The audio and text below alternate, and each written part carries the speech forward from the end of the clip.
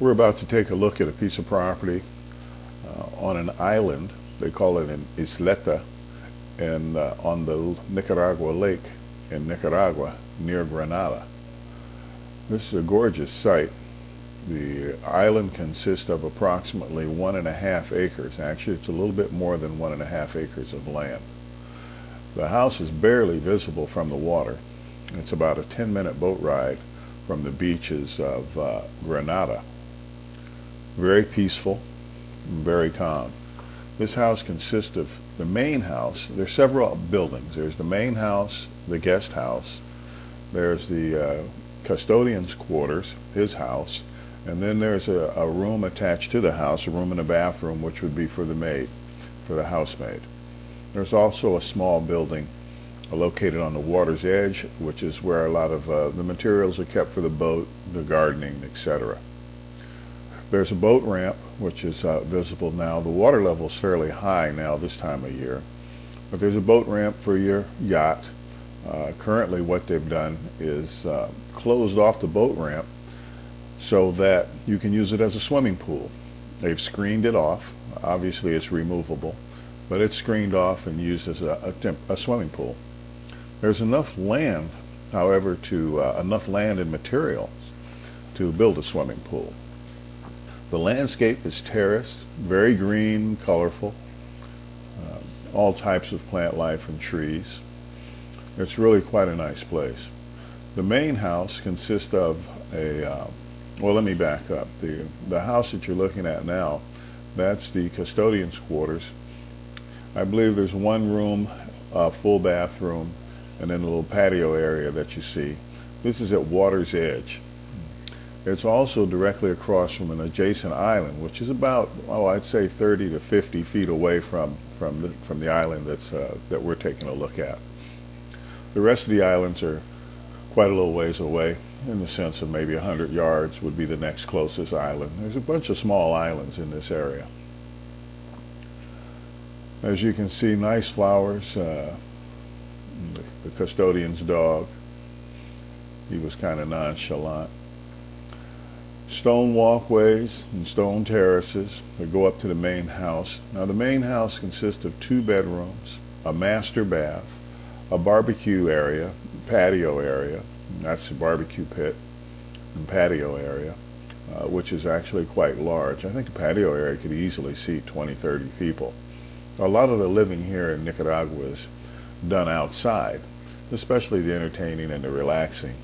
It's even at night, I don't think it's ever below 70 degrees year-round. It runs about between 85, 90 degrees when it's warm.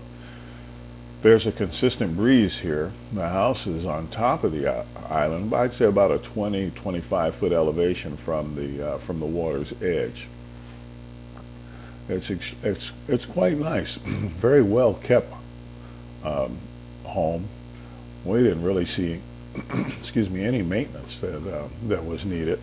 Kitchen's very large with a sofa and some seating areas. Didn't see a main table, but of course, you know, you could do your own designing and kind of make things, customize things the way you want it. Stove is gas, propane gas there is used. Water is taken from the lake and filtered. There's a water storage tank, which I believe holds about, I believe they told me 3,000 to 4,000 liters. In Nicaragua, they use liters and kilometers and kilometers and kilograms as opposed to pounds like we do in the States. Now there are 2 bedrooms, as I was saying, with an attached full bath. So there's one full bath for both bedrooms. The bedrooms are good-sized bedrooms, probably in the neighborhood of 15 by 15.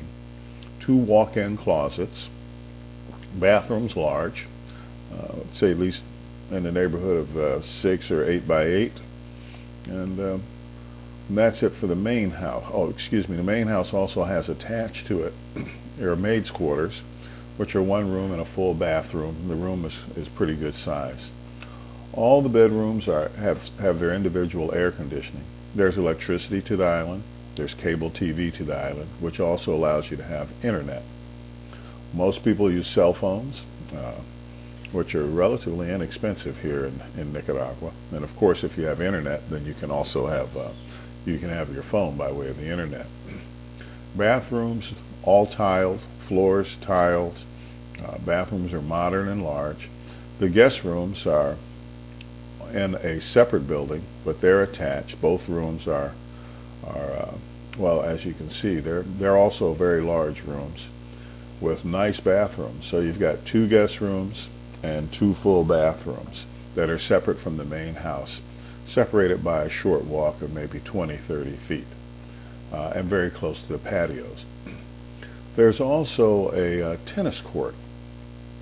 Excuse me, not a tennis court, a basketball court, half-court basketball, which was surprising, but quite nice. Everything is lush and green. There's a view of the back of the house. I mean, the house is barely visible because of all the shrubbery and greenery. The landscaping is quite well maintained. There's a pump house at the water's edge, pumps the water up to the storage tank, which is then pressurized, and you have pressurized water throughout the house. So I mentioned the gas is propane, electric. That's your 3,000 to 4,000 liter water storage tank. Below that is your pressurized system. There's a septic system as well, which all the wastewater goes into a sort of a holding tank and then is moved over to a leach field. So that takes care of your wastewater. The views, quite frankly, are spectacular. There's just, since it's an island, there's obviously water everywhere. Water temperature is warm. I'd say you're looking at water temperature between 60 and 70 degrees most all the time. There seem to be 2 seasons here. It's either wet or dry. Don't quote me on this, but the wet season seems to run somewhere around, September, October, November, December. Starts drying up and gets warm, and then you'll have your dry season. So it's just wet and dry, but the temperatures are always the same. We walked most all the land, except for a little back corner, but there's plenty of building space if you want to, like I say, put a pool in or build some other buildings. Lots of space and lots of natural stone to do your building with. That's your holding tank for your septic water, for your dirty water. We did do a ride around the lake. We'll see those photos shortly. But right now, it's the place is just gorgeous. We're going to take a few minutes and let you just kind of look around. I think we're going to work our way. We're just kind of walking on the island, taking a few photographs to give you some idea of what it looks like. That's a shot there again. That's sort of the one back rear end of the house. That young lady works there, and it's just lush and green everywhere. It's not overgrown. It's just beautiful. You can walk the whole island. I really like that barbecue pit area. Here's another little sitting area. It's kind of leveled off. As I was saying, the land is terraced.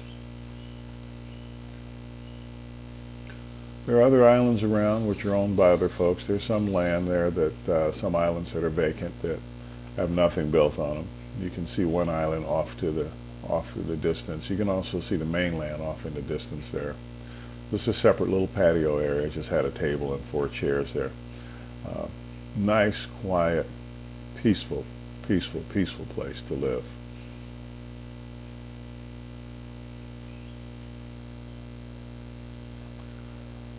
We're going to work our way back down the water's edge and hop in the boat and take some shots of the island from the water. We're pretty close, so we don't see the whole island, but we at least get some views of what it's like at water's edge and what it's like around the island. I think we're going to make a trip completely around the island. That's the boat we were in. There are lots of tourist boats there. The tourists come and they drive them around and they get to look at different islands. There's your boat docks and your boathouse there. We'll call it a boathouse, although it's not a boathouse. It's a bodega type storage area. By the way, there's a bodega in the main house, quite large. There's a freezer in it now, and storage area for food, what have you, food, your cleaning apparatus, etc. So these photos are as we go around the island. You get a small glimpse of the house way up top there, but very quiet and peaceful. Good fishing here. I hear there's some bass and other type fish. I don't know, obviously sunfish and small perch-like fish. Seems like most of the people that work on these islands and live on these islands, as far as the workers, they eat a lot of fish because they catch their fish here, and that's what they seem to eat, which again it's a great life, just a great life. Communication's good, so you're not out of touch if you want to be in touch. Transportation is available quite readily. You're about 35 minute drive from Nicaragua, from Managua, and I'd say you're about an hour's drive from the airport, maybe just a tad more, not much more than an hour's drive. Roads are good. The main road from Managua to Granada, which is where you board your boat, is extremely nice, really. The labor fee rates here are very inexpensive compared to the United States. I mean, there's some people that I've spoken to, they work in factories, they make $25 a week. And of course, the people that you hire to work your land, it's up to you what you pay them. There's some laws related to what you pay them. That's the worker's house there, that's the guardian's house. I'd say on average $50 a week for your guardian to take care of your land and just take care of everything while you're there or if you're gone. It's a great place. It's an island state. It's in Nicaragua. It's $424,000, and you just can't beat it. You should come on down and take a look.